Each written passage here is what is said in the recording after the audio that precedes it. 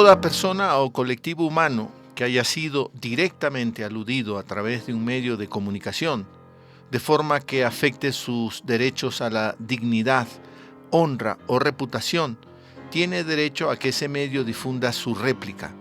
Eso dice, entre otras cosas, la Ley Orgánica de Comunicación, artículo 24. La réplica nos la ha planteado un grupo de ciudadanos a propósito del programa de la semana pasada, en donde el invitado fue el alcalde de Quito, Mauricio Rodas. Fue en vivo. Pudimos abrir las líneas telefónicas o hacer llegar las inquietudes de la gente al mismo alcalde. No fue posible. El equipo asesor del alcalde nos planteó esa limitación. Hoy la gente está aquí y escucharemos sus puntos de vista y aclaraciones. Ese es un ejercicio democrático que lo exige no solo la ley. Son nuestras convicciones las que nos impone abrir el micrófono a la ciudadanía. Queda claro, eso sí, que el alcalde Rodas también puede llamarnos si así lo quiere.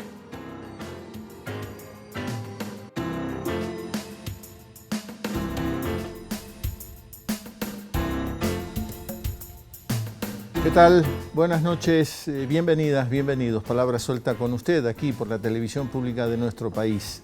Este día miércoles 21 de septiembre son las 10 de la noche con 2 minutos. Ejercicio para ganar credibilidad, para que usted o confirmar frente a usted que estamos en vivo.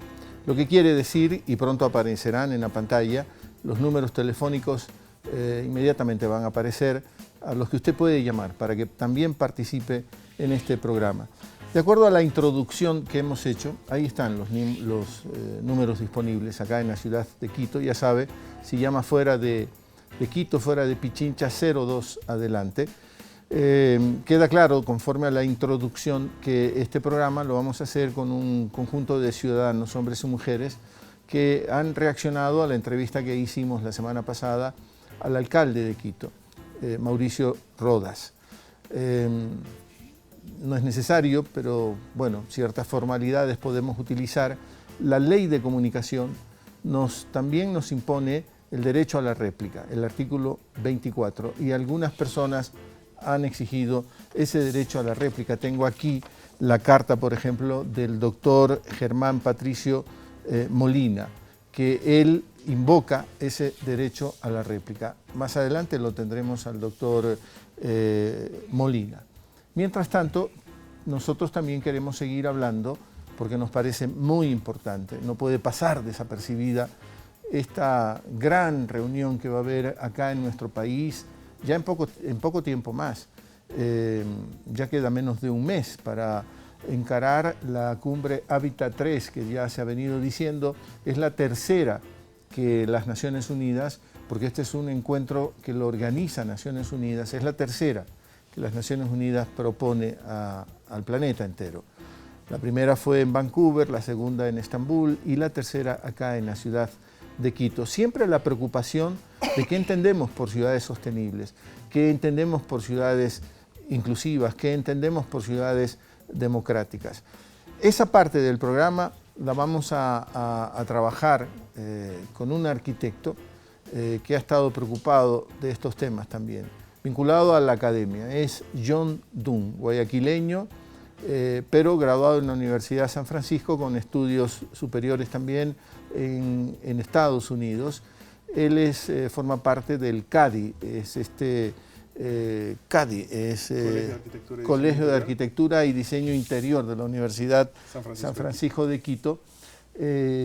John dice que para alimentar su alma, su espíritu, prefiere a Jorge Luis Borges. Para alimentar a su oído, él dice que usa a Pink Floyd. Está vinculado a algunos blogueros, él mismo es bloguero y anima a través de ese ejercicio muchas actividades culturales en nuestro país. Y en este primer segmento tenemos también una persona, una mujer, que forma parte de un colectivo, de un barrio de Quito que se siente afectado por lo que se ha llamado la solución vial, afectada por la solución vial Guayasamín. Ella es Carmen Ortiz. Bienvenido, bienvenida Gracias por acompañarnos aquí en Javier. Palabra Suelta. Empecemos contigo, John, ¿no? El tema de Hábitat 3, que está ya golpeándonos la puerta y que es una preciosa oportunidad para reflexionar con tanto pensador que va a venir a Quito sobre esto, las ciudades, el tipo de ciudad que queremos en el siglo XXI, que entendemos por ciudad amable. He leído también algunos temas tuyos, algunos textos tuyos, y me sorprendía lo que dices de Guayaquil, por ejemplo, 45.000 hectáreas en Guayaquil con una densidad poblacional relativamente baja, pero eso desvela, el dato desvelaría que es una ciudad que tiende a ser extensa, lo que significa que llevar servicios es carísimo, lo cual es una contradicción terrible, ¿no? Sí, exactamente. En el caso particular de Guayaquil, ya está llegando a la ciudad en un punto de convergencia de una serie de cuestionamientos que deben llevar a todos nosotros, a los ciudadanos y a las autoridades, a la reflexión de si este crecimiento horizontal sigue siendo beneficioso para la ciudad o si es que ya tenemos que empezar a ver cómo empezamos a planificar un crecimiento vertical dentro de la ciudad y cuáles serían esos lugares estratégicos para poder empezar a hacer estos polos de crecimiento vertical dentro de toda la trama urbana. Tú dices, a mí me sorprende, dices, si yo comparo Guayaquil con Buenos Aires, por ejemplo, Guayaquil tiene sobrado espacio y eso desvela, insisto, la mala planificación que ha habido en el tema de nuestras ciudades. Es que lo que pasa en el caso de Guayaquil es que su densidad, en primera instancia, llama la atención cuando uno la experimenta desde la calle. Es decir, cuando tú recorres la ciudad, te parece que la densidad es totalmente nula. Pero cuando tú ya tienes una aproximación diferente, ya con mapas y ya con datos, de repente, si es que tú empiezas a ubicar todas las manchas urbanas de diferentes ciudades simultáneamente, te encuentras con una cosa que es muy interesante, que el dato que encuentras al final resulta sorpresivamente contrario a lo que tú esperas. La densidad en Guayaquil es relativamente alta, más que nada por la permanencia constante de una construcción que promedia los 2, los 3 pisos en toda el área urbana. Pero sin embargo, eso también te va denotando que la densidad que tenemos sigue siendo relativamente baja para extender las redes de agua potable, de tuberías, de esta manera tan grande como lo estamos haciendo. En parte por eso debe ser que el sistema de agua potable de la ciudad constantemente tiene que estar entrando en etapas de reparación, que significan cortes de agua durante fines de semana, etcétera, etcétera.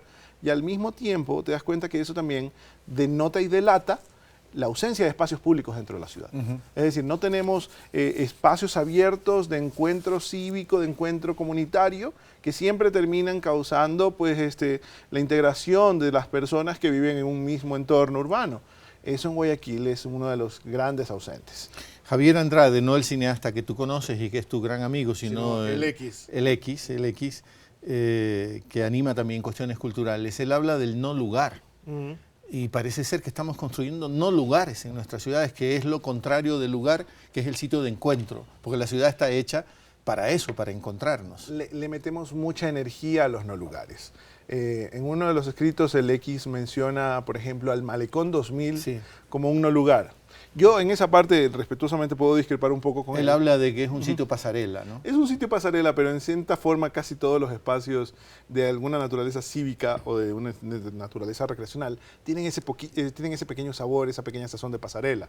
A mí mi preocupación, más que de esa naturaleza en el caso del Malecón 2000, me preocupa mucho de que hizo un rompimiento súbitamente drástico entre la ciudad y el río. La ría, como decimos. La ría, exactamente. Se rompe la ciudad y la ría, lamentablemente. Se genera algo que yo sí la considero un espacio en el que incluso pueden haber, con alguna ocasión se dan encuentros entre diferentes personas de diferentes estratos sociales. ¿Ya? Pero lamentablemente como tú dices, solamente es una circulación y más que nada, más que el hecho de que sea de circulación, el inconveniente es que sea una circulación limitada, vigilada, pendiente o al borde siempre de la censura de alguna actividad. No es un lugar en el que tú podrías coger una toalla en verano y echarte a leer un libro como lo podrías hacer en Central Park en Nueva York. ¿Ya? Entonces, esa parte me preocupa. Y la otra es este severo rompimiento que tenemos con la ría, que es precisamente la razón de ser de la ciudad y la que antes concentraba toda la actividad comercial. Era la que hacía que Guayaquil sea ciudad y puerto al mismo tiempo. Es una suerte de privatización del espacio público. Peor aún, porque más que privatización del espacio público, porque ahí entraremos Sí. en un debate que se puede manejar de los dos lados, a mí lo que me parece es un desperdicio. Sobre todo en el aspecto de que la aproximación más íntima, más cercana con la ría, ¿quién lo tiene ahora? Los carros de los parqueaderos.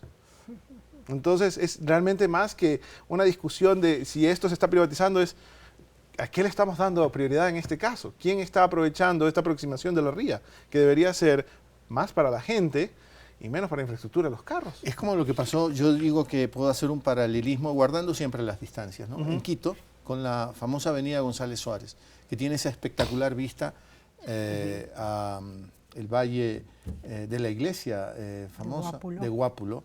Gracias, Carmen, por ayudarme. Y eso que pudo haber sido como un paseo para goce y deleite de todos en la ciudad, se permitió que se construyan tremendos edificios y esa vista quedó para unos poquitos. Te pongo incluso un ejemplo parecido a la González Suárez, pero más dramático, que resulta incluso hasta contraproducente para los propietarios del sector. El balneario de Salinas. ¿Ya? ¿Qué pasó con Salinas a finales de los 70s y comienzos de los 80s? Todo el mundo vio el gran negocio de construir edificios. Empezaron a construir edificios en la primera fila de las cuadras que colindaban al mar, tanto de la playa de San Lorenzo, la zona del Malecón de Salinas y la zona de Chipipe. ¿Qué pasó con los terrenos que se encontraban en la parte posterior? Se depreciaron inmediatamente. No tuvieron la oportunidad de desarrollarse. Entonces quedó prácticamente solo una fila de un malecón desarrollado y todo lo de atrás sigue en las mismas condiciones de pequeño poblado que tenía Salinas en los años 60 y en los años 70. Los balnearios que sí tienen alguna planificación urbana de por medio, que se proponen a sí mismos estrategias de desarrollo, tratan normalmente de alternar las construcciones altas, primero una en la primera fila a modo dámero, luego la otra en la diagonal de la fila posterior y así sucesivamente, más o menos como las piezas o como serían los cuadrados de un tablero de ajedrez. Negro arriba, medio atrás, o sea, blanco y negro, blanco y negro, blanco y negro, alternando eso. ¿Para qué? Para que entonces incluso estando acá en la segunda fila, yo pudiese tener todavía, disfrutar de la vista del mar y tener pues construcciones más bajas que tienen servicios, comercios, que traen personas, etcétera, etcétera. O sea que hemos optado por un modelo de ciudad que no es inclusiva, que no tiende a ser democrática, que no permite el goce y el disfrute de todos. En general, yo hablaría a nivel nacional, yo creo que uno de los grandes problemas que tenemos acá en el Ecuador es que todavía la ciudad sigue siendo una consecuencia de una serie de actos que no miden su impacto en sus áreas colindantes. Es decir, nunca se mide qué va a pasar más allá del área en la que yo estoy interviniendo específicamente. Eso es simplemente una ausencia de planificación en estos tiempos contemporáneos. Irónicamente lamentable, porque en el caso de Guayaquil y Quito en la primera mitad del siglo XX, ambas sí tenían planes reguladores, sí tenían planes mucho más claros. Quito desarrolló el plan Jones Odriozola, que es el que le dio toda esta serie de rotaciones y articulaciones con calles diagonales que se adaptan de manera más amigable a la pendiente del Valle de Quito. Guayaquil, un poco antes, en la Junta Cívica y Patriota del Centenario, tuvo una visión que lamentablemente no se logró concretar, en la cual el centro de la ciudad iba a ser un triángulo definido por el Malecón, la 9 de octubre, y se iba a proyectar la avenida Olmedo hasta que ésta se intersectara con la 9 de octubre. Se disponía de un parque municipal que posteriormente, lamentablemente, algunas administraciones lo empezaron a vender y desapareció del mapa. Estamos hablando de un parque que estaba desde la calle... Estamos hablando aproximadamente, será desde la calle Manaví hasta la calle El Oro, de norte a sur, y de la calle José Mascote aproximadamente hasta la calle Antepara. O sea, era realmente un equivalente a una suerte de Central Park afrancesado, lo que estaban diseñando en esa época. Y todo eso se perdió. Y no solamente que se perdieron esos diseños, porque también Jones Odriozola en el caso de Quito no se cumplió a cabalidad, sino que ya perdimos la costumbre de planificar, de querer ver cómo vamos a converger todos en un espacio común y cómo eso nos puede influenciar positivamente. Hábitat será una estupenda oportunidad para debatir todas estas cosas, John, ¿no? Yo quisiera que Hábitat se convierta precisamente en el lugar en el que abramos los ojos, en el que precisamente este encuentro nos muestre todo lo que tenemos todavía pendiente por hacer, no solamente en Quito, sino también en Guayaquil y en todas las ciudades del país. Y en el planeta entero, porque es la oportunidad para todo el planeta. Estamos en este punto de convergencia en el cual ya la población mundial de la humanidad ya sobrepasó el 50% de personas viviendo en áreas urbanas. Y en ese caso, Latinoamérica es uno de los continentes que más ha colaborado porque el índice promedio que nosotros tenemos de población urbana ya está llegando hasta el 80%. En el caso Y esa es una de las razones por qué Hábitat se hace en Quito, por ser Latinoamérica. Le había anunciado Carmen Ortiz también con nosotros, vecina, pobladora, quiteña. Carmen, gracias a ti también por estar aquí en Palabra Suelta. Sí, gracias. Sabes que la oportunidad de estar en este programa es importante porque creo que nosotros como pobladores cercanos a la zona de influencia de este proyecto, que nosotros denominamos de Rorbi, Algo y Asamín, sentimos el impacto todos los días de lo que va a ser, de lo que puede ser, de lo que va a convertirse esta zona. Y alguien dijo, y nos hemos hecho eco, de que va a ser este hipercentro de la ciudad en un poco tiempo, cuando se termine la obra, si es que se llega a hacer. Yo todavía tengo esperanzas de que no se haga, se va a convertir en la Marín del Norte. Ajá. Entonces esto quiere decir que va a haber una degradación de la ciudad, de una zona que permitía lo que acaban ustedes de hablar, el encuentro de la población en espacios públicos que permitan el reconocerte en el otro, el ver que el otro, igual que tú, tiene exactamente los mismos derechos de caminar por la ciudad, de disfrutarla. Yo vengo de una familia que ha respetado profundamente lo que es Quito como ciudad. Me enorgullezco de eso. Ustedes eran del centro histórico. Claro, vivimos en San Marcos, sí. Sí, ¿no? La Junín era la calle. La Junín. Donde estaba la casa de tu padre. Exactamente, ajá. Pero mi padre fue un amante de Quito y todos nosotros hemos recibido en la leche materna y en la vida el amor por la ciudad. Entonces sí duele ver cómo nuestra ciudad se va convirtiendo en cualquier cosa. Lo que tú decías en la entrevista con Rodas, es una ciudad a la que tú llegas para ver otra cosa que no se ve en muchas ciudades. No tiene sentido venir a Quito para ver los mismos edificios de 10 o 20 pisos o de 40 como pretenden hacer, cuando teníamos una identidad que se está perdiendo. A uno muchas veces le da ganas de salir corriendo de la ciudad por el deterioro del espacio público, especialmente por la mala calidad del aire, porque no hay control en la emisión de todos los gases de los articulados y los biarticulados y los vehículos públicos y etcétera, y los vehículos privados, obviamente. Y ahí yo tengo una contradicción con lo que afirma categóricamente el alcalde Rodas, que los biarticulados son la gran solución. ¿Cómo es posible que en este momento del siglo XXI se piense en ese tipo de transporte absolutamente contaminante, que se prescinda del trolebús que nos ha dado tanto servicio durante 20 años y que no se pueda potenciar este servicio? Él dijo que ya no se encuentran en el mercado, que ya nadie los fabrica. Seguramente hasta nuestros artesanos hábiles como son hubieran podido levantar toda esa infraestructura montada con una inversión fuertísima para la ciudad. Entonces, estos proyectos de los que se enorgullece el alcalde, como Carapungo, que nos está vendiendo, inclusive con la factura que nos llega a los domicilios para hacernos ver que más obras son para vivir mejor, con la que yo no concuerdo absolutamente, y seguramente los otros panelistas tampoco, porque no es posible que le llenemos de cemento a la ciudad. Tú eres parte de esa ciudadanía que exigió el derecho a la réplica una vez producida la entrevista del alcalde. Sí, por supuesto, porque no estamos de acuerdo con la postura del alcalde, quizás está mal asesorado, quizás su visión de ciudad no es la nuestra, simplemente partamos de eso, porque tiene otros intereses diferentes a los nuestros de ciudadanos. Nosotros la sufrimos a la ciudad, la vivimos, la gozamos, la disfrutamos y nos damos cuenta del deterioro de la ciudad en estos años. Carmen, yo le planteaba al alcalde que tenía, por lo menos era mi percepción, la sensación de que Quito no estaba preparándose para este gran encuentro Hábitat 3.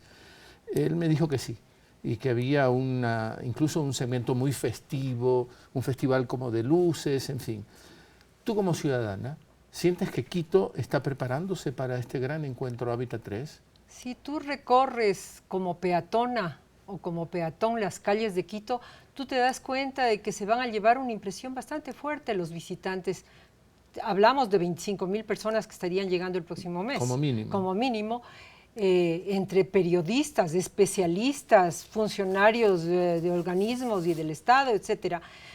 Entonces yo creo que en vez de hacer estos maquillajes pomposos que le encantan al alcalde, de bautizar todas las obras como la Nueva Carolina, como el nuevo intercambiador, como la nueva plaza, como la nueva plaza de Navarro en la Vicentina. Todo es nuevo y todo se inauguró ayer y todo es posible para una ciudad dentro de una visión desarrollista que es descomedida con la gente, que es descuidada, que no es humana.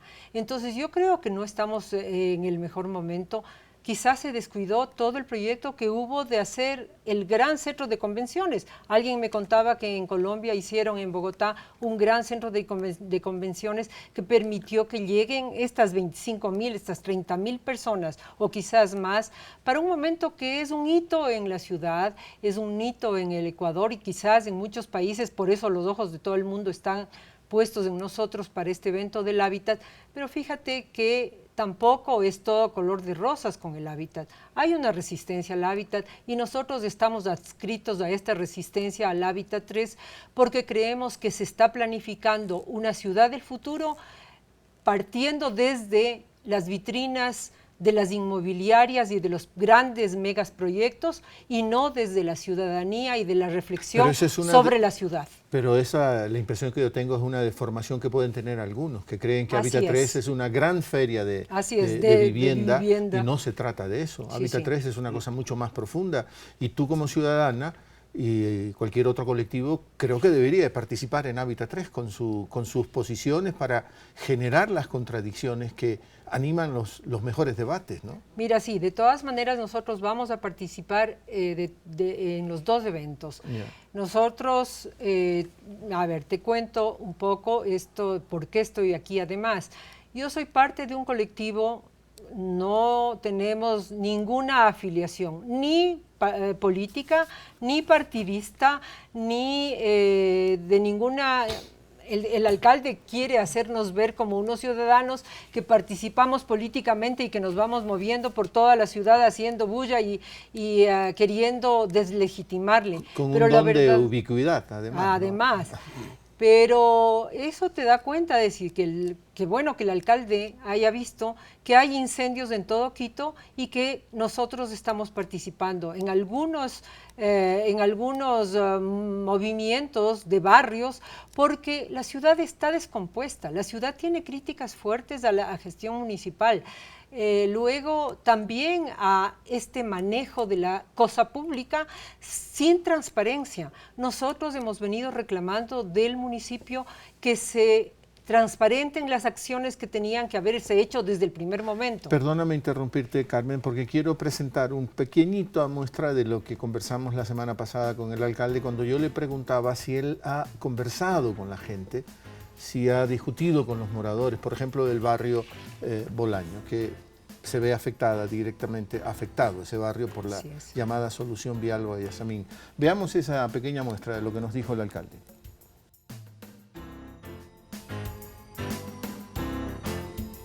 Javier, hemos dialogado con ellos y lo seguimos haciendo permanentemente en estos días, mientras estamos hablando usted y yo. Eso nos dijo el alcalde brevísimamente. Yo insisto, el alcalde también puede llamarnos si quiere, estamos en vivo y los teléfonos están disponibles para todo el mundo. ¿Ha dialogado el alcalde con los moradores de los barrios que van a ser directamente afectados? Sabes que me encanta oírle al alcalde que afirme tan categóricamente, si es que el movimiento ciudadano no se hubiera dado desde el momento que supimos de esta mega obra, el alcalde no podría afirmar eso. Si el movimiento ciudadano se hizo pensando en la afectación que va a tener desde el hipercentro irradiado a toda la ciudad, la verdad es que solo así logramos que el alcalde piense que lo que estaba haciendo estaba mal. Además porque le quitaría votos, ¿no es cierto? Entonces yo creo que como está también pensando en una campaña política para ahora o para el futuro, el alcalde tiene que recoger este clamor ciudadano. Solo la presión de la ciudadanía logró que el alcalde cambie el discurso de alguna manera. solo la presión de nosotros y el movimiento ciudadano, que en realidad empezamos siendo muy pocos. Nos hemos ido juntando con otros sectores de la ciudad, precisamente de los descontentos que sentimos que hay en la ciudad, nos hemos hecho eco, así como los otros grupos se han hecho eco de nuestro descontento. Entonces eso ha permitido ejercer una presión. Yo estuve encargada de revisar los medios para saber de qué manera se posicionaba lo nuestro. Y realmente la cobertura que se ha dado a todo este movimiento que logramos posicionar en la ciudad, y luego la reflexión sobre la ciudad, que es más importante todavía, hizo que se cambie la postura de la alcaldía y que se cambie inclusive el proyecto, pero no estamos satisfechos con eso. Pero también le decíamos que el cambio de diseño fue muy rápido y todo el proceso de aprobación de ese cambio fue también muy rápido, y eso le preguntábamos. Por supuesto, Javier, pero si antes le reclamamos al alcalde que no había transparencia, le seguimos reclamando lo mismo. ¿Cómo es posible que un contrato que se firma con una empresa pública china, que adolece de una serie de incongruencias, que además es oneroso para la ciudad, que además es una pérdida de soberanía como ciudad? ¿Cómo es posible que ese contrato se haya firmado sin dar la cara a la ciudadanía y contarnos siquiera de alguna manera, vamos a hacer esto, por delicadeza? Él es nuestro empleado, Javier. Porque si no se toma en cuenta al barrio, que la ciudad es un conjunto de barrios, entonces ¿cómo se arma la ciudad? Así es. Lo mínimo que tienes que hacer es un pequeño consenso con la gente, y tal vez ahí sí las posturas se pueden ir cediendo hasta llegar a lo mejor que pueda haber para las dos partes, pero no ha sido así. Y el alcalde dice, no, si nosotros promovimos el diálogo, que revise el alcalde la propia información que tiene en el portal de su municipio o todo lo que han generado en toda la prensa. ¿Cuándo es que el alcalde decide hacer los diálogos? Solamente cuando la presión ciudadana es tal que necesita hacerse el demócrata frente a la ciudadanía, y de unos diálogos que nosotros reclamamos, y gracias por este espacio, reclamamos de cara a la ciudadanía y de cara al municipio que esos diálogos ciudadanos que se promovieron con el Colegio de Arquitectos estuvieron viciados desde el primer momento hasta el final, porque no recogieron la voz ciudadana y la verdad de la voz ciudadana. Y nos dijeron que llegaron a una síntesis con unos consensos en donde nuestra voz ciudadana no se oye, y del 95% de la gente que participó ahí, en que nos negamos a aceptar el diseño y este proyecto desde el comienzo al final del proyecto Guayasamín.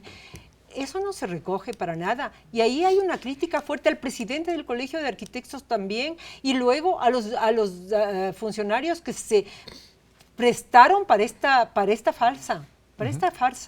Y te digo claramente. Muchas gracias, Carmen. Gracias, Está Javier. pensado el programa en distintos segmentos y vamos a tener distintos moradores sobre distintos temas. John Dunn, el arquitecto, urbanista, interesado también en el tema de Hábitat 3, se queda aquí en la mesa. Pero antes de despedir este primer segmento, John, ¿tú cómo ves la solución, la llamada solución vial Guayasamín?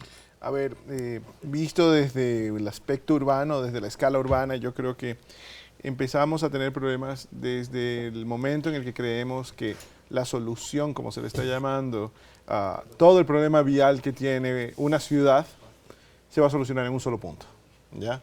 Cuando quieres simplemente concentrar toda la solución de una ciudad entera en un solo lugar, estás generando un embudo, ¿ya?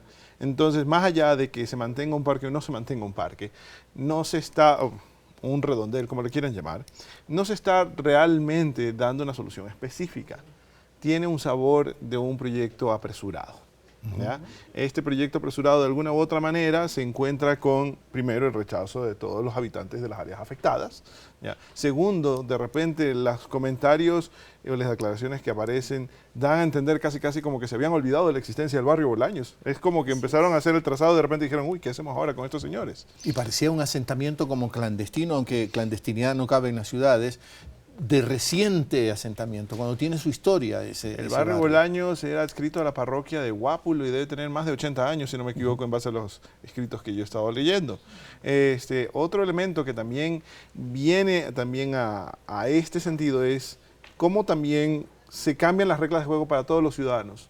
Es decir, desde el que tiene una oficina en la Plaza Argentina o tiene su casa cerca de la Plaza Argentina, hasta el inversor inmobiliario que de repente desarrolló en los últimos tiempos, desarrolló una construcción para vender oficinas. ¿Ya? Todo este elemento que se está haciendo a nivel de construcción y de cambio del entorno, no solamente que degrada la calidad de vida de todas las personas que viven y trabajan en el sector, también tiene consecuencias económicas. Normalmente solemos pensar que una infraestructura desarrollada por un municipio, por un gobierno, solamente va a aumentar la plusvalía, ¿ya? Pero al contrario, hay muchos elementos que también deprecian el valor de estos inmuebles. El caso de estos pasos desniveles que se estaban planteando originalmente también son un factor que deprecia el valor de esos inmuebles. ¿Ya? Ahora se habla de que no va a haber ningún paso a desnivel, que todo va a ser subterráneo. Yo quisiera realmente ver los planos, los proyectos que muestren con la precisión necesaria que estos pasos subterráneos cuentan con la pendiente adecuada, que de paso hablan de que van a tener una parada de autobús subterránea, si es que estas paradas van a tener el espacio para una vía que permita parquear al bus y tener pues el espacio suficiente para que los demás miembros de este paso deprimido puedan seguir circulando mientras se recoge pasajeros. No se sabe nada de eso. No hemos visto planos. Solamente hemos visto renders. No hemos visto nada de planos. Tenemos allí un colector que es gigante, justamente debajo de la Plaza Argentina. Entonces, la obra de ingeniería que supone hacer pasos subterráneos se va a topar con una cosa de esas dimensiones y entonces el costo del proyecto también va a ser totalmente diferente. No puede ser que del proyecto original que tenía el paso elevado al proyecto actual que nos están vendiendo cueste exactamente lo mismo, ni un medio más ni un medio menos. ¿Y se han visto estudios de impacto ambiental y todas esas cosas que proyectos de estas dimensiones deberían de tener? Que nos enseñe, porque en las 1.200 cajas que entregaron no hubo nada de eso. Ajá. Es muy probable que no. Yo, el sabor que tengo ahorita a modo general, no solamente con la solución Guayaquil, sino, con la solución Vial Guayasamín, sino con otros proyectos, es una sensación como que hay mucha improvisación de último momento en algunos cuantos aspectos, ¿no? Es decir, si yo ya voy a llegar a una conclusión con una empresa, la que sea, ¿ya? Voy a llegar a la conclusión de construir un paso deprimido, un paso a desnivel, yo ya debería tener un conocimiento cabal y completo de lo que me voy a enfrentar, de lo que va a ver debajo de esa plaza, de lo que va a haber en ese sector. También hablamos de que también la calidad de suelo de ese sector también está siendo cuestionado por muchas personas también. A eso hay que sumarle que las características que se denotan en el contrato también son no muy convenientes. Por ejemplo, se habla de que si es que el municipio en algún momento durante la concesión decide abrir otra alternativa de conectividad entre la ciudad y los valles, esta empresa puede simplemente dar por terminada unilateralmente la concesión y entonces puede pedir las respectivas indemnizaciones del caso. Estamos haciendo una entrada que quiere aglutinar todo, pero que va a tener un peaje, que no es el costo del peaje actual, sino que va a subir hasta tener $1.90 el costo. O sea, vamos a tener que pagar $3.80 si es que vivimos en Quito y trabajamos en el Valle o viceversa. Y de vuelta. Exactamente. Pero él dijo durante que 30 años, ¿no? Durante 30 años. Pero él dijo que el 1.90 era al final, al año 30. Pero igual dentro de todas esas características, ¿por qué tenemos que pagar más por un proyecto que nos está desmejorando, que está empeorando la calidad de vida, que va a incrementar la contaminación vehicular que vamos a tener por la aglomeración, que los mismos estudios iniciales de tránsito, de vialidad del sector, hablaban de que la solución podrá funcionar 5 años en una concesión de 30 años? Ese tipo de cosas son las que un poco llaman la atención. Entonces, esas son las cosas que deberían ser reflexionadas antes de que se empiecen ya a pasar a un momento irreversible dentro del desarrollo de esta obra que nos haga perder un lugar bastante agradable dentro de la ciudad de Quito. Tenemos más invitados, pobladores, vecinos de la ciudad de Quito, así que hacemos esta primera corta pausa para regresar con otro invitado. John Dunn se queda aquí, nos ayuda, nos apoya, no te muevas todavía, Carmen, nos apoya en el tema de la reflexión de Hábitat 3. La pausa, ya regresamos.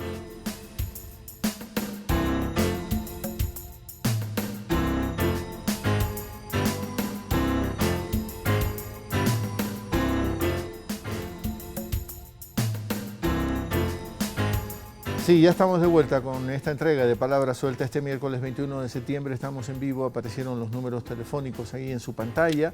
La producción no me reporta ninguna llamada telefónica y la verdad que las estamos extrañando. Otro ciudadano de Quito, un vecino de Quito, nos acompaña. Esta vez es el doctor Germán Patricio Molina, que fue el que nos hizo llegar esta primera carta exigiéndonos el derecho a réplica.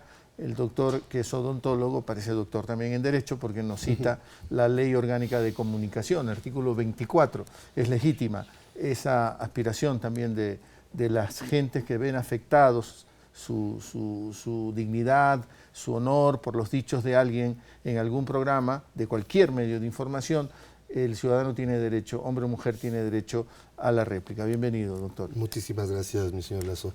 Estoy aquí con un saludo cordial de los moradores, de los vecinos del barrio San José del Condado, a los cuales el alcalde ni siquiera nos ha tomado en cuenta para nombrarnos cuando somos quizás el barrio y el sector más afectado por este proyecto Quito Cables. Permítame indicarle que la afectación es a miles de personas de forma general y de forma particular a cientos de personas de este sector del barrio San José del Condado, un barrio con ancestro de más de 50, 60 años, un barrio que se ha formado con mucho esfuerzo. Usted tiene ahí su consultorio médico, Yo usted tengo, es odontólogo y así ahí es. ya. Yo trabajo en el sector desde hace 25 años, hace exactamente 8 años pude adquirir mi propiedad, que son 466 metros de terreno y 230 metros de construcción. Hace 2 años terminé de pagar la deuda al banco con un esfuerzo y un sacrificio, al igual que todos Qué mis rico vecinos terminar de pagar moradores. esas deudas, ¿no? Y termino de pagar esas deudas y cuando estaba ya dedicado a trabajar, a preparar el futuro de mis hijos, viene un señor burgomaestre y me dice que me va a quitar mi propiedad. A mí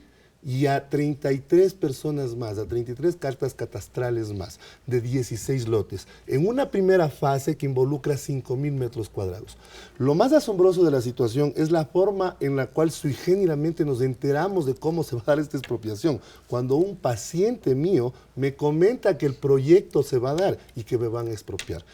Al día siguiente que yo converso con los vecinos y empezamos nuestra protesta, de pronto empezaron a aparecer la gente de la alcaldía a querer conversar, a querer dialogar, a querer decir que sí, que no, que es una expectativa de proyecto. Pues déjeme indicarle que esta expectativa de proyecto termina en una conversación a las 72 horas con el alcalde en Lemab, le hablo hace casi 8 semanas, una conversación de una sola vía, por eso no me asombra que a usted no le haya permitido recibir preguntas, porque el alcalde lamentablemente, nosotros le hemos conocido de esa manera, simplemente intenta él convencerle de que es bueno porque lo dice, nada más. Nosotros llevamos las propuestas, actualmente la gente, los moradores, somos gente humilde, gente trabajadora, gente esforzada.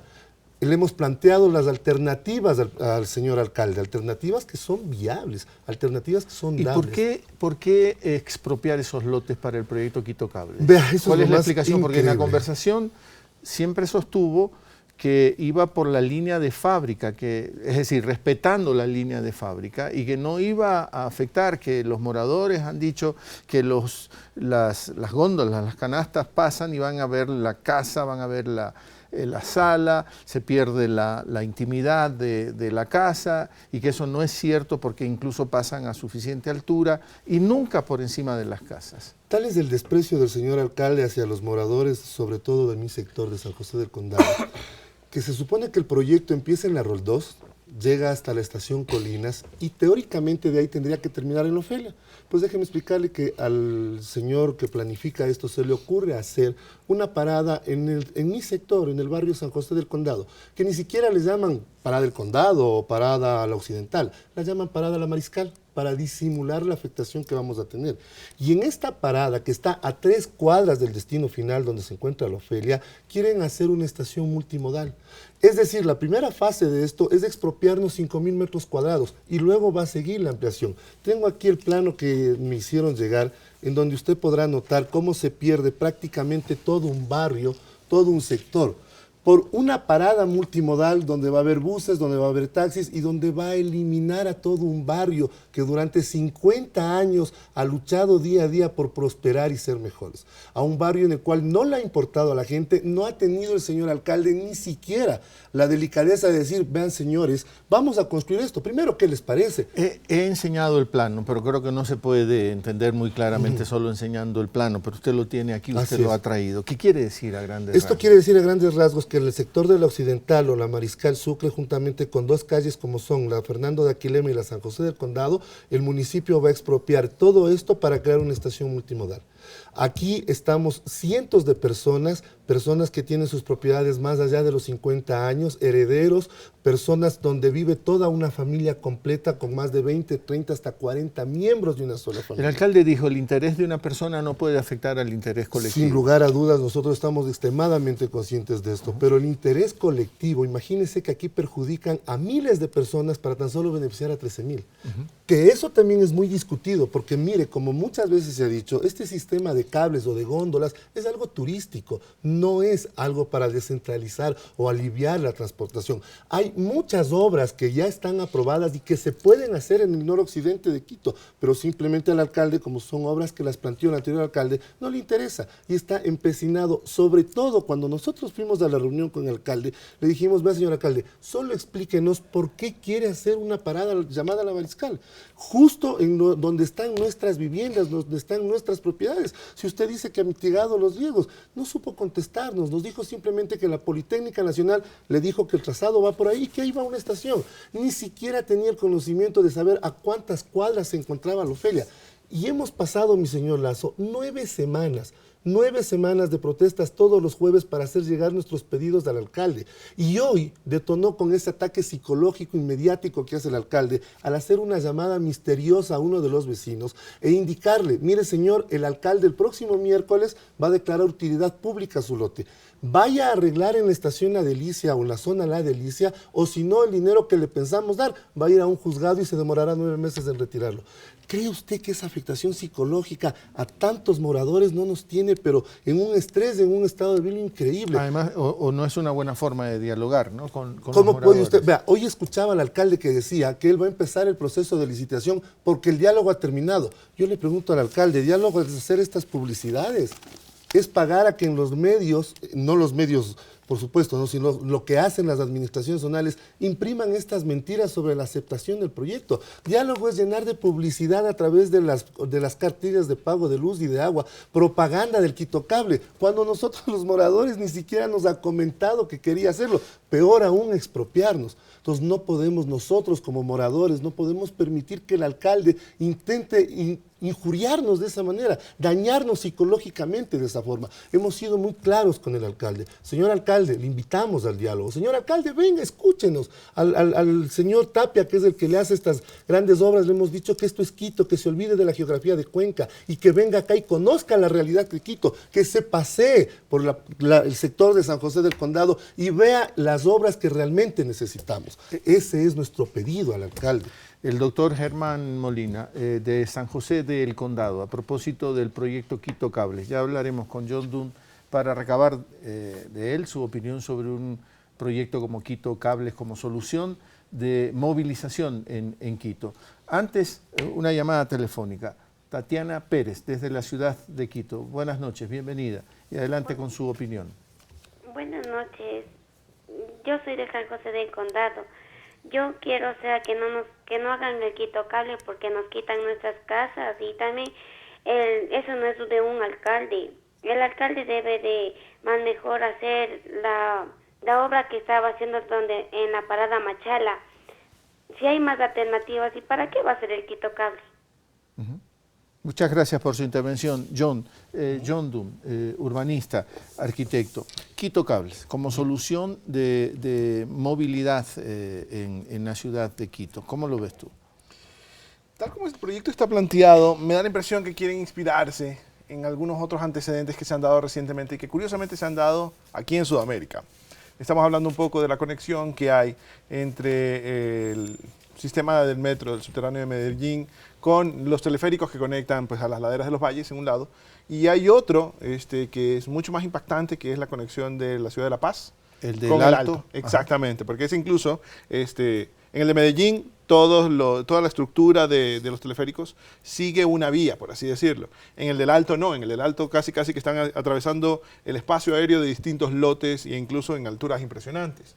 Yo creo que principalmente lo que hay que analizar en este caso es cuánto es el beneficio que se le está dando a cuántas personas. ¿Ya? Hay que tener una clara idea de un balance entre las personas que son beneficiadas y las personas que son perjudicadas. Por supuesto. ¿Ya? Dentro de lo que yo entiendo en los estudios preliminares que se han hecho, no solamente a nivel de la Politécnica Nacional, sino que hay varios estudios hechos al respecto, el espacio que sería sostenible económicamente dentro de este proceso no sería precisamente en donde han empezado en la zona del condado. El espacio que tendría esas opciones sería más bien la conexión desde la Carolina, desde Tumbaco hasta la Carolina.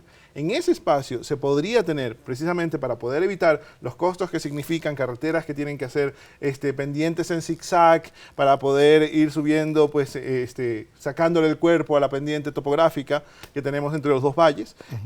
Ahí sí podría haber una ventaja en tiempo, en dinero, en recursos, que también justificaría que se haga este uso. Ese era un proyecto del que se habló hace algún tiempo también en Quito, porque había, efectivamente, si no recuerdo, de un ciudadano austriaco efectivamente, vinculado a la Universidad de San Francisco también, ¿o no? Bueno, él formó parte de este grupo, estamos hablando de Richard Dressel, él es un geógrafo que trabaja también en la Universidad de San Francisco de Quito, y la alternativa que él planteaba a mí, en la parte personal, desde mi opinión, me parece que es mucho más rentable, es mucho más beneficiosa que la que se pueda generar en el caso del condado.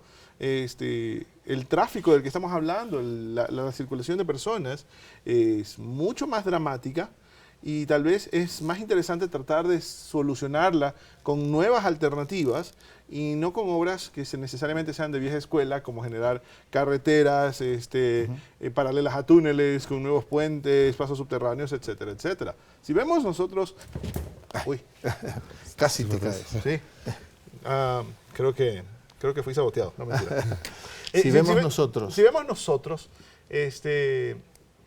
nosotros, ¿qué están haciendo las otras ciudades en el resto del mundo con las carreteras?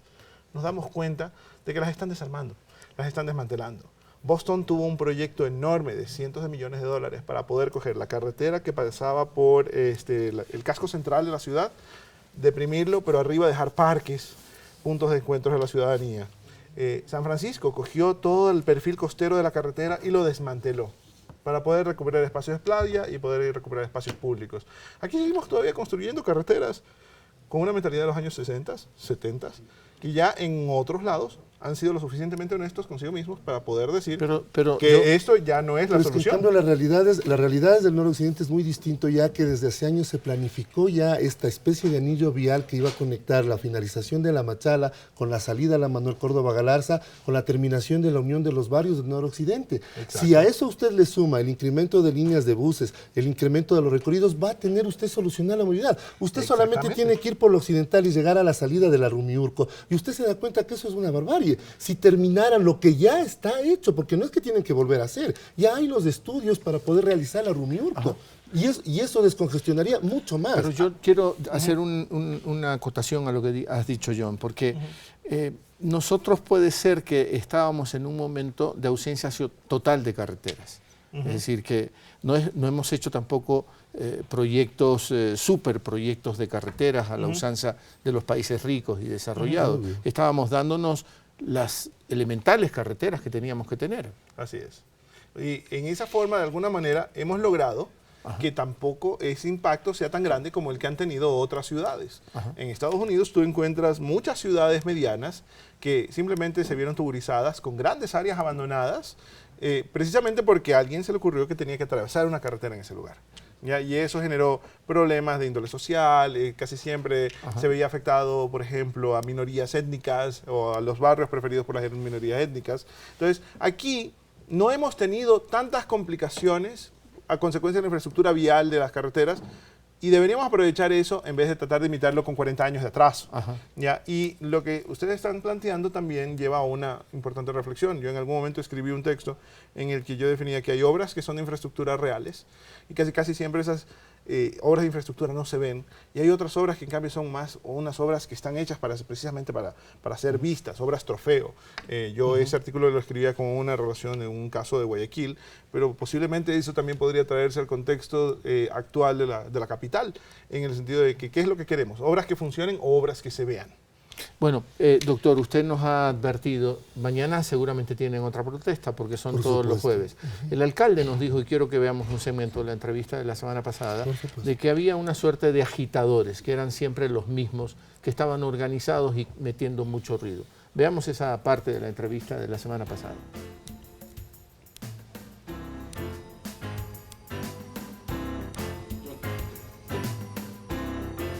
Yo quiero alertar a los quiteños de que estas acciones de parte de estos pequeños grupos van a continuar. Están recorriendo barrios, agitando a los vecinos, generando desinformación en muchos casos. Agitadores que están generando desinformación en muchos casos, dijo que eran siempre los mismos, estaban aquí, estaban acá y que este era un ruido que estaba perfectamente planificado. El defender lo nuestro, el defender el beneficio de los hermanos de la Roldós, de la Pizulí. Si es que eso me convierte en un agitador, pues sí, tiene razón el alcalde, soy un agitador. Soy un agitador en contra de la improvisación. Somos, el barrio San José del Condado es un agitador en contra de la inoperancia, en contra de la improvisación. El barrio San José del Condado se ha declarado en rebeldía permanente a tal punto que no vamos a permitir a ningún personero municipal que entre a nuestro barrio hasta que no se solucione el problema. Si es que el señor alcalde nos tilda de agitadores, tiene toda la razón, porque defendemos lo nuestro y defendemos para que no se humille más a los hermanos ni de la Roldós, ni del comité, ni de ninguno de los sectores aledaños, porque ellos, las obras que tienen han sido con su esfuerzo, con su trabajo. Entonces sí, señor alcalde, tiene razón, soy un agitador. Pero estoy aquí agitando para que usted entienda que fue electo como alcalde, como administrador, no como inaugurador de obras. Por favor, señor alcalde. Y si es que las personas que le rodean a usted no tienen la capacidad suficiente de informarle las alternativas, nosotros, pueblo honesto, pueblo decente, sabemos cuáles son ellas, que le costarán mucho menos. Germán Molina, doctor en odontología. Escuchamos otra llamada telefónica, viene desde Quito. Tengo un problema con la producción, casi no escucho lo que me está diciendo la producción. Julia Tobar, de la ciudad de Quito, tengo entendido. Adelante, por favor. Muy buenas noches. Soy una moradora del barrio San José del Condado. Lo que yo le quiero decir al señor alcalde es que trabaje pensando en Quito, que concluya las obras que realmente darían verdaderas soluciones a los barrios del noroccidente y más económicas, y no copiando obras del hermano país Colombia, como la ciudad de Medellín.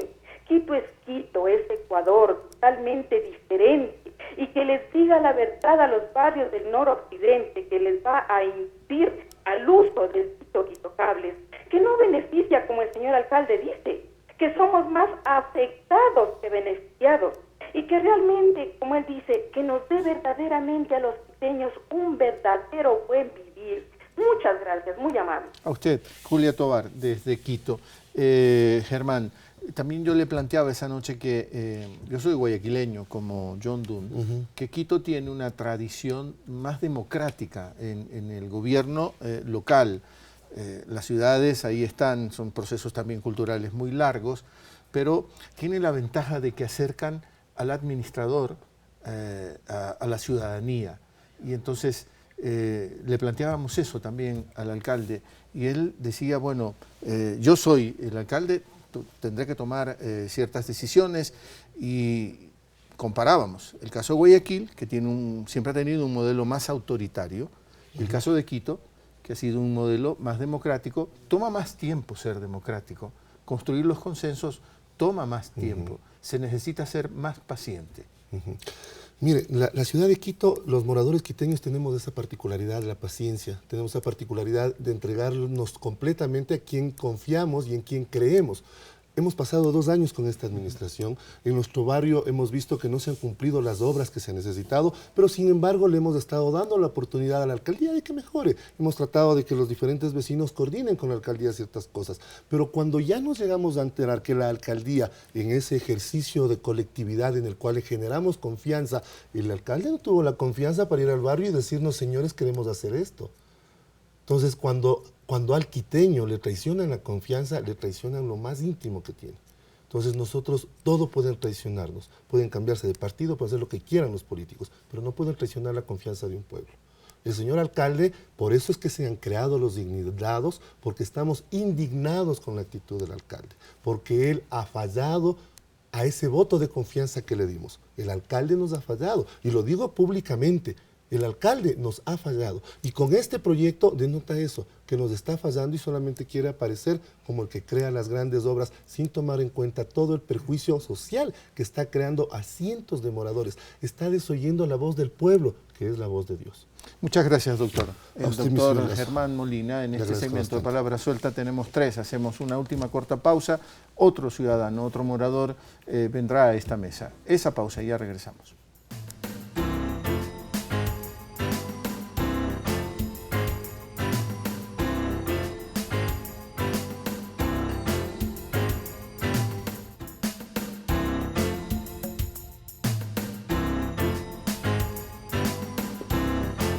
Son ya casi las 11 de la noche, Palabra Suelta en vivo, este miércoles 21 de septiembre, a propósito de la entrevista que tuvimos la semana pasada con el alcalde de Quito, un colectivo de ciudadanos haciendo legítimo derecho de la réplica, están aquí con nosotros.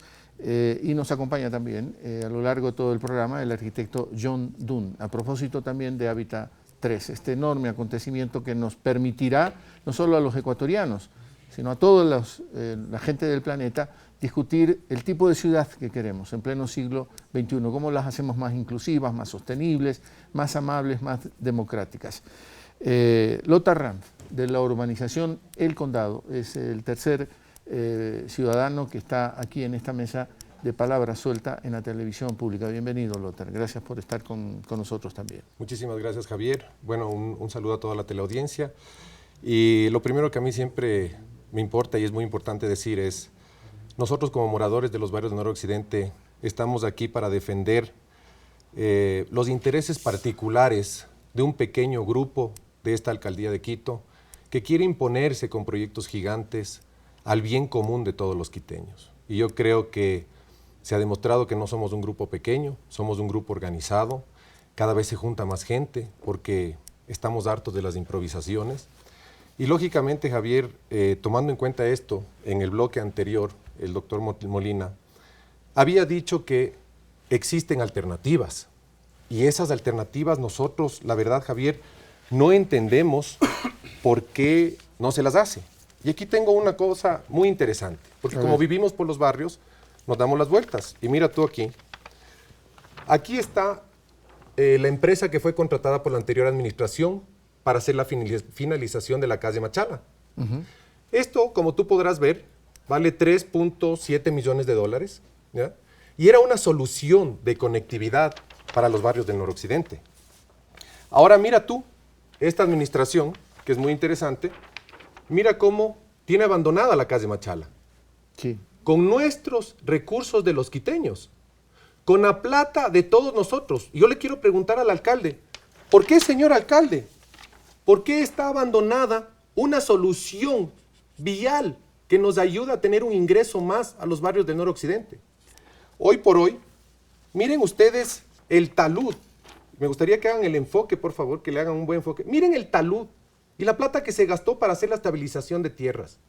A toda esta gente que está en contra de Quito Cables ya le expropiaron, O sea, Javier. Se sostenga, ¿no? Este es el talud, ¿no? Ese es el talud. Y ahí hay una fuerte inversión. Por supuesto que sí. Y toda esta gente, Javier, ya se le expropió. Ya se fueron, ya vivieron el drama humano. Fueron 12 familias, Javier.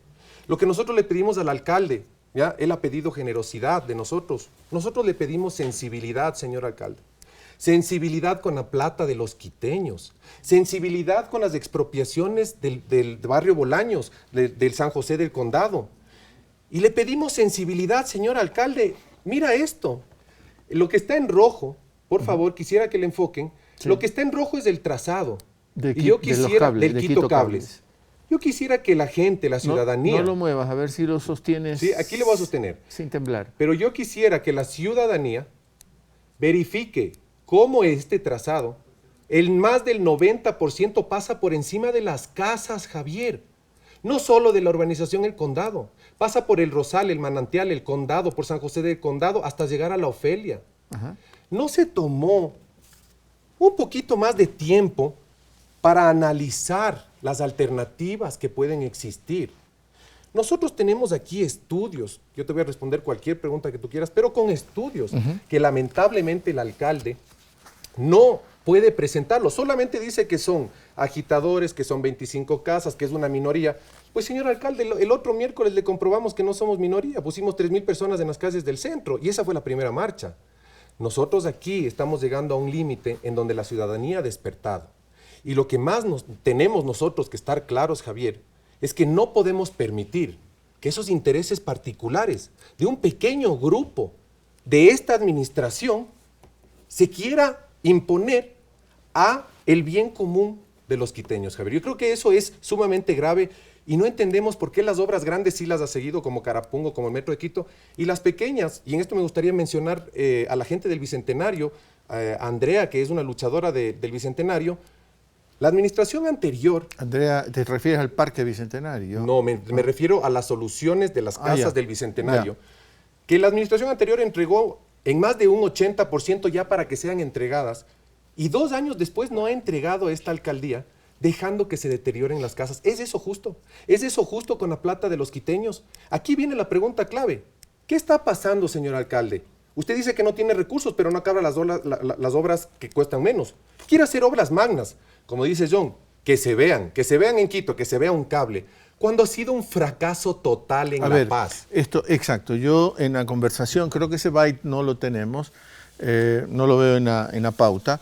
En la conversación con el alcalde yo le planteé lo de La Paz, porque un urbanista me planteó a su vez que, si bien es cierto, hubo una suerte muy grande de euforia inicialmente en La Paz, el nivel de utilización hoy por hoy es máximo del 30%. Tú tienes ese dato más científicamente, digamos. Mira, no solo que tengo ese dato, Javier. Aquí dice que el caso de La Paz tampoco se ha probado que sea una solución de movilidad masiva, ¿ya? Como se comprueba por su baja ocupación, 30%, su elevado costo, como se ilustra a continuación por diferentes autores. ¿Qué fuente tienes? Aquí tenemos, respecto al cable de La Paz, el señor Fabio Machicado Sarabia, miembro de número de la Academia Boliviana de Ciencias Económicas. Okay. Pero aquí venimos una cosa más, muy interesante. El señor César Arias, ¿ya?, el que hizo el estudio de este cable, Arias Villagómez, ¿ya?, miren lo que dice sobre el teleférico de Bolivia. Muchas casas han perdido valor. Algunas de las viviendas por donde pasa el cable fueron abandonadas porque es un impacto que cada 20 segundos pase una cabina al lado de una vivienda. Es un tema de pérdida de privacidad muy fuerte. Por eso hay que ver qué se puede hacer. Es necesario hacer un estudio muy afinado de por dónde va a pasar el cable, cuáles serán las alternativas y las posibilidades de mitigación. ¿Tú crees que después de ver esto de aquí, existió una alternativa? ¿O vino el señor Noel Blandón, un francés, con una empresa DCSA? Solo que está al revés si lo pones. Perdón. Sí. Hacer un estudio en donde dijo, yo me paso por la cabeza de todos los quiteños. Y yo al señor Blandón yo le he dicho, me gustaría que esté al frente mío. Yo soy en parte también alemán. Estuve en Europa también viendo esto de los teleféricos en Austria. Tu apellido te denuncia. Mi apellido me denuncia. Pero mira, Javier, es impensable para la gente de Europa que un cable pase por encima de las casas. Es impensable. En Francia no se lo haría. ¿Por qué estamos empezando? En Medellín por lo menos se respetó un poco la parte pública. Sí. Un poco porque fue por el área pública. Pero en La Paz no se respetó para nada. Y ahora donde nosotros es la peor de todas. Pero Javier, no es una solución de movilidad. Quiero Lothar Ream, vecino también de Quito, de la urbanización El Condado. Hay otra llamada telefónica, viene creo de Quito, Daniel Borja. Adelante por favor con su opinión. Hola. Buenas noches a todos por la oportunidad. Quería primero llamar sobre el funcionamiento del condado y impulsar a la gente a que apoye el presente, porque esta vez en el futuro puede ser en los barrios. A ver, tenemos un problema de recepción, no estamos escuchando bien acá. No sé si puede corregir eso la producción y volvemos a escuchar al señor Borja porque no lo estábamos escuchando bien. Si nos puede volver a llamar, me está diciendo la producción, porque estuvo mala la conexión inicial. Si usted puede repetir la llamada, señor Borja. Ok, voy a intentar nuevamente. Sí, muchas gracias. Muchas gracias y disculpe este pequeño fallo técnico que no solo depende de nosotros. Déjame hacerle una consulta a John, porque Cuando tienes en efecto un cable que pasa por encima de casas, y ahora que estamos debatiendo esto de las ciudades más amables, democráticas, respetuosas, no es una agresión ciertamente eso, no es también una contaminación brutal en la ciudad. Es una agresión en el sentido de que pierdes, como tú decías, tu derecho a la privacidad, de la misma forma cuando pasa lo mismo con un paso a desnivel. Y a mí me preocupa un poco cuando se empieza a hablar, un poco yendo al espectro más macro, cuando se empieza a hablar de que la condición de unos pocos no puede bloquear el bienestar de muchos. Yo creo que normalmente una persona que está en un cargo de administración pública tiene que normalmente buscar el beneficio de la comunidad. Y eso significa hacer un diálogo que vaya simplemente más allá de oír y no reaccionar, de no recibir una retroalimentación de parte de las comunidades con las que se participa. Te pongo un ejemplo. Sí. La quinta enmienda de la Constitución de los Estados Unidos, ¿qué es lo que dice específicamente? Y date cuenta que estamos hablando en los tiempos tempranos de la vida de los Estados Unidos como país. Dice que una persona no puede ser expropiada para beneficio público si no recibe las debidas indemnizaciones y garantías. Indemnizaciones, no solamente es el sentido del costo de una expropiación, una persona en el momento de una expropiación tiene que cubrir muchos otros gastos de otra naturaleza, de naturaleza moral, de naturaleza logística, etcétera, etcétera, etcétera. Es maravillosa siempre la historia de los Estados Unidos, pero yo no sé si Estados Unidos le pagó una justa indemnización a México por todo lo que le expropió. No, tal vez no en el caso de las guerras que tuvieron durante el siglo XIX. El último trato que tuvieron entre Estados Unidos y México, que fue para un paso que tenía que saquearle un cuerpo por la zona de Nuevo México. Ahí sí hubo una compra de un territorio para poder hacer ese paso de ese tren. Me imagino que México dijo, bueno, mejor, está bien, me siento a comprarlo. No, pero es que hace poco vi un plano de México, un mapa de México, 1810 y luego 1848. Claro. Y es brutal lo que pasó con ese claro, territorio, pero ¿no? a lo que yo me refería Sí, dentro del contexto es que no podemos nosotros simplemente, y me preocupa mucho que ya de repente las autoridades estén queriendo como que inculcar que se diga eso de que esto no puede ser que porque tú tengas una condición como la de Lothar, como la que estaba mencionándonos anteriormente el doctor, que de repente esto simplemente se lo hace a un lado y se dice, nosotros somos más. Ya ese concepto de democracia no puede necesariamente ser tan abrumador y tan impositivo. Tendría que haber los canales de diálogo que tú mencionabas, que Quito siempre se ha caracterizado por tener, sería una pena que se pierdan. Sí. Y sería una pena que por tratar de construir una nueva imagen de la ciudad vinculada tal vez con alguna figura política, perdamos un poco este equilibrio maravilloso que ha tenido Quito entre la tradición y la modernidad. Antes de pasarle nuevamente la palabra a Lothar, veamos lo que nos dijo el alcalde a propósito de los teleféricos de Medellín y La Paz. Hablemos de lo que uniría la Roldós con la Ofelia, que son Quito Cables. Alcalde, hay dos referentes, La Paz o El Alto y La Paz en Bolivia y Medellín. Así es. Si usted revisa hoy el sistema de los, fueron las góndolas, dicen Teleféricos. El teleférico, los paseños le dicen góndolas, hoy está subutilizado. ¿Sí? ¿Perdón, en dónde? Sí, en La Paz. Discúlpeme, no es la información que yo tengo. Y yo le puedo comentar un caso que conozco con más profundidad, y es el de Medellín, que es más similar al de Quito por varias razones. Medellín fue la primera ciudad en construir teleféricos como sistema de transporte público masivo. Lo hizo hace más de 10 años con un éxito rotundo, Javier. Quito tiene una topografía complicada. Tiene montañas elevadas, tiene quebradas, en donde es tremendamente caro construir vías. Por eso es que un sistema de estos es tan adecuado para una ciudad como Quito, al igual que fue en Medellín, para conectar a barrios que fueron históricamente abandonados. Eso ocurrió en Medellín. Se construyeron teleféricos en los barrios más pobres de la ciudad, que no solamente carecían de servicios de calidad, sino además eran nichos de terrible delincuencia e inseguridad. A ver, Lothar, esto fue lo que nos dijo y tú tienes un punto de vista distinto. Bueno, primero me parece una falta de respeto del alcalde completa el decir, compararnos con Medellín y decir que fueron nichos de inseguridad y todo. Y aquí tengo una prueba muy importante, porque siempre le anda diciendo al alcalde que son barrios deprimidos y todo. Y el mismo estudio de la Escuela Politécnica Nacional dice Sobre el barrio Jaime Roldós, es uno de los barrios más organizados de la ciudad y ha conseguido grandes logros. En el año 2005 conformaron una microempresa a través de la cual pudieron adoquinar el 30% del barrio. El barrio ha ido creciendo no solo en población, sino también en beneficios. En la actualidad consta con un UPC bien equipado, canchas deportivas, guarderías privadas municipales del MIES. El barrio cuenta con un CDC, que es un Centro de Desarrollo Comunitario. A mí, discúlpeme, señor alcalde, esto solo evidencia que usted no ha subido nunca a los barrios del noroccidente. Otra cosa que tenemos que no se compara en nada con Medellín. El barrio del noroccidente están interconectados entre sí. Claro que hay quebradas. Y señor alcalde, si usted sube, hay 3 entradas directamente, la Rumiurco, que sube hacia la Roldós, de ahí tiene la Yanacona, que pasa por San Enrique de Velasco, y de ahí hay una quebrada. Pero hay una carretera que se llama la integración de barrios, señor alcalde.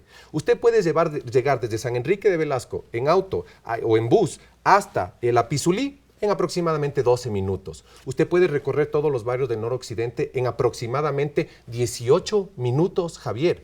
Todos los barrios del noroccidente están interconectados y estamos planteando aquí las soluciones. Miren ustedes, me gustaría que vean, lo rojo es por donde pasa el Quito Cables, ¿ya?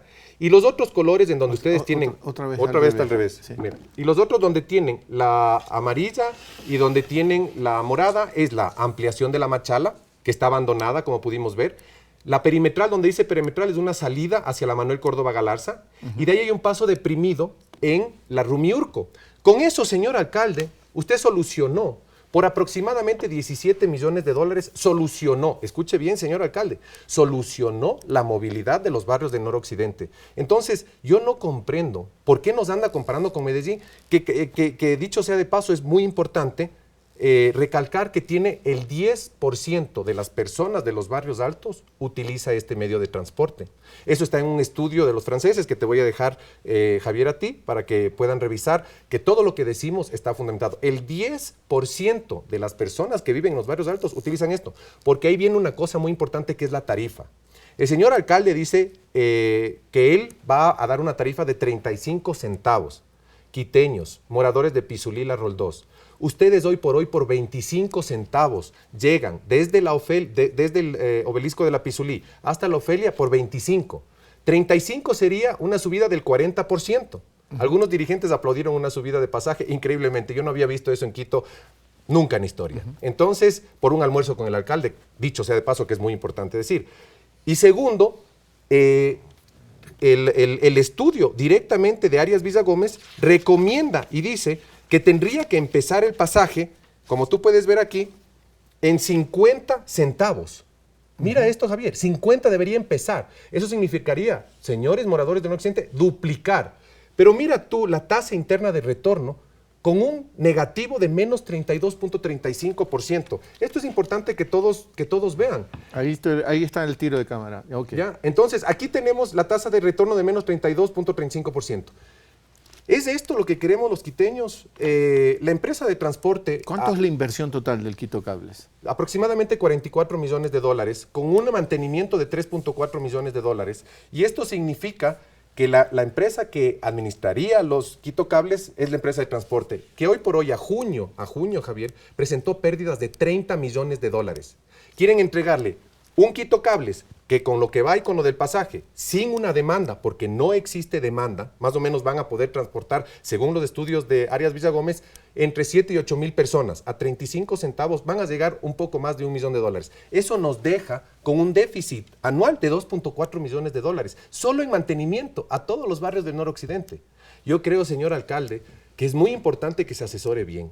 Yo creo que un diálogo que usted dice que ha tenido con los moradores del condado, que me gustaría que dé los nombres, por favor. Un diálogo tiene que ser una mesa en donde pueda escuchar esto, porque habemos gente en los barrios del noroccidente que somos muy preparada y tenemos ingenieros, Javier, y hemos visto todas las soluciones y no entendemos, en verdad no entendemos cuál es la insistencia de hacer un proyecto en donde expropias a cientos de personas, donde perjudicas a miles y donde no beneficias a los supuestamente beneficiados. Lothar Ran, con nosotros. Última llamada telefónica que vamos a recibir, lamentablemente por las limitaciones de tiempo. Jaime Galarza en la línea. Bienvenido. Muy buenas noches, señor Lazo. Agradezco la oportunidad. Voy a ser muy breve y le estoy llamando de una parte de las más olvidadas de Quito, en esta alcaldía que es del sur de Quito. Aquí en la administración Quitumbe le tengo unos datos que son, pero terribles.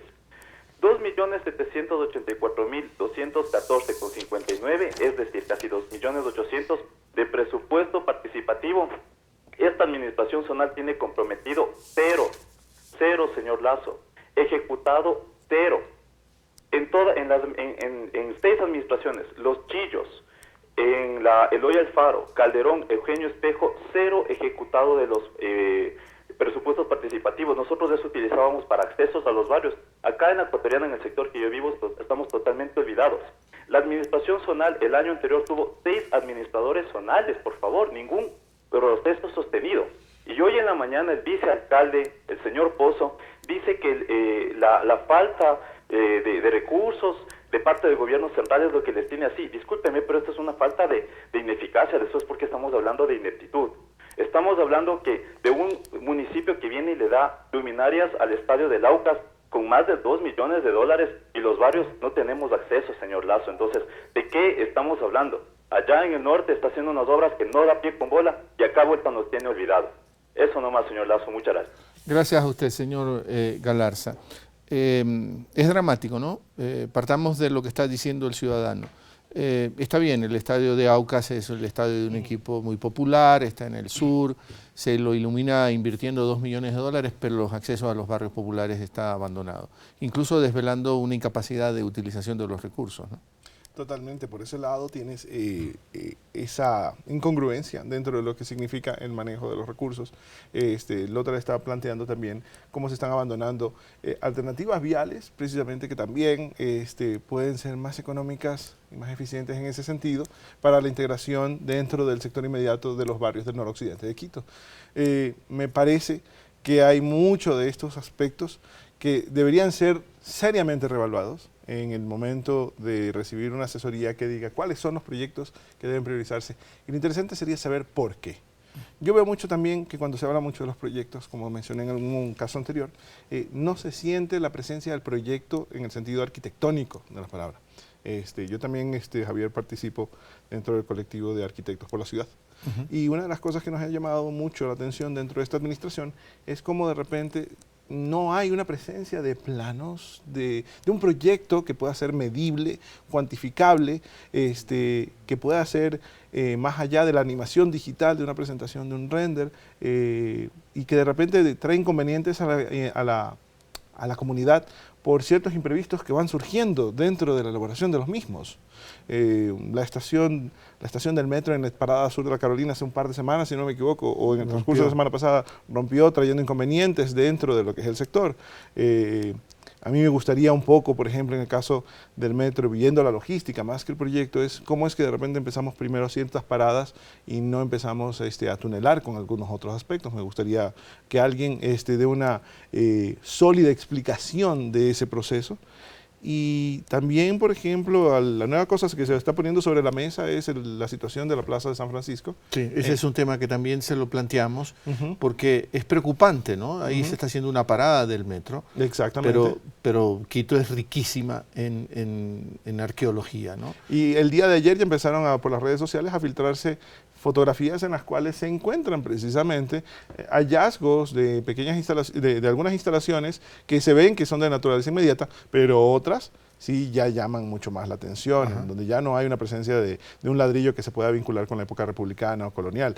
Túneles, escaleras, piedras que evocan un poco las antiguas moliendas, que sería interesante que el Instituto Nacional de Patrimonio Cultural no se pronuncie necesariamente sobre el informe que está dando el alcalde o la empresa que está a cargo de la construcción de esa estación del metro, sino que el personal del Instituto Nacional de Patrimonio Cultural sea quien evalúe la condición actual que está encontrándose bajo la Plaza de San Francisco. Y quisiera también que se preocupe el Instituto de Patrimonio de la Quebrada de Rumipamba, que también es otro sitio arqueológico muy importante y que ya hay denuncias del irrespeto también a ese sitio arqueológico. Lothar, vamos terminando. ¿Qué esperas de Hábitat 3, tú? Bueno, mira, el Hábitat justamente es un proceso en el cual se le tiene que incluir a la ciudadanía para desarrollar las ciudades más para los ciudadanos, justamente no estos proyectos gigantes que queremos, sino más bien el priorizar el transporte público, el priorizar las áreas públicas. Como había dicho John, hace un rato dio ejemplos maravillosos. En Berlín también se están quitando autobans para hacer parques. Y nosotros cada vez tenemos que estar conscientes de que el transporte público, y en este caso específico de los barrios noroccidente, el que realmente sirve son los buses, porque pueden ir parando y recogiendo gente. No nos olvidemos que el teleférico, tú te subes en una parada, y luego ya no es que te van recogiendo en donde tú quieras. Y ahí hay algo muy interesante. Los tiempos de traslado, dice el alcalde que van a ser mucho menores. Y no, es verdad. El mismo estudio de Arias Villagómez dice que se demoraría 23 minutos. Hoy por hoy se demora 23 minutos en bus, desde la Pizulía hasta la Ofelia. Y con el cable se demoraría 13. Ahora mi pregunta es, por 9 minutos te vas a gastar 44 millones de dólares. Yo quisiera que esto del hábitat, yo me he inscrito en el hábitat, yo quisiera que tengamos una voz para poder decir, señores, nosotros queremos definir cómo queremos vivir. Nosotros queremos definir en los barrios del noroccidente también ya no más asentamientos ilegales. Los asentamientos ilegales cuestan muchísimo dinero a las alcaldías, muchísimo, ya lo topamos hace un rato. Y ya no tenemos que nosotros pensar en tener casas gigantes de miles de metros cuadrados, como en Cumbayá específicamente se da el caso, sino más bien como es en Europa, casas pequeñas, edificios, y dar prioridad a lo que es el área pública. Uno de los elementos claves que se va a debatir en Hábitat 3 y que plantea una contradicción entre lo que podríamos llamar el mundo de América Latina y el mundo europeo, Estados Unidos también, es el derecho a la ciudad. Es un concepto que a veces produce un cierto temor, porque estamos hablando los latinoamericanos de otro derecho, vamos a incorporar otro derecho humano. El derecho a la ciudad es un elemento clave que se va a discutir en Hábitat 3. Bueno, Javier, yo creo que es sumamente importante el que los ciudadanos quiteños empecemos a sentir eso. Yo pude ver de cerca el proyecto de Richard Ressell, el que se tomó de esto del teleférico, y te hace soñar en un Quito mejor. No estamos diciendo que todo teleférico es malo, estamos diciendo que llevar un teleférico de 10 personas en una cabina no está bien porque además no hay demanda. Pero si tienes un teleférico de 40 personas en donde tú no pasas por área privada, ¿ya?, y pasas por quebradas, y además les botas en el hipercentro, la gente llega al hipercentro, y ahí poder coger las bicicletas eléctricas, señor alcalde, y que nos empecemos a movilizar con bicicletas eléctricas, que nos empecemos a hacer los autos compartidos, como ya se tiene en otras ciudades. Empecemos a soñar en ese derecho a la ciudad, el que yo pueda estar tranquilo sin el smog, sin los problemas que tenemos hoy por hoy, y que sí es muy grave, Javier. Yo no entiendo cómo no se le ha dado la importancia a los de los biarticulados. Yo soy mecánico automotriz. Yo sé que un sistema diésel, sea lo que sea, no importa si el diésel es bueno o malo, igual ahí contamina muchísimo más que un sistema eléctrico. Y discúlpenme, yo le voy a hacer llegar una carpeta completa porque Mercedes-Benz tiene unos buses eléctricos maravillosos. Acabo de estar en Europa. Nos dijo que el trole ya se había eliminado. El trole puede ser que se elimine, pero acaba de invertir 80 millones de dólares en buses a diésel, con motores que son los mismos que tienen los trole hoy por hoy, son unos Volvo. Yo he constatado esto y es importante, señor alcalde, que no nos lleve 30 años atrás.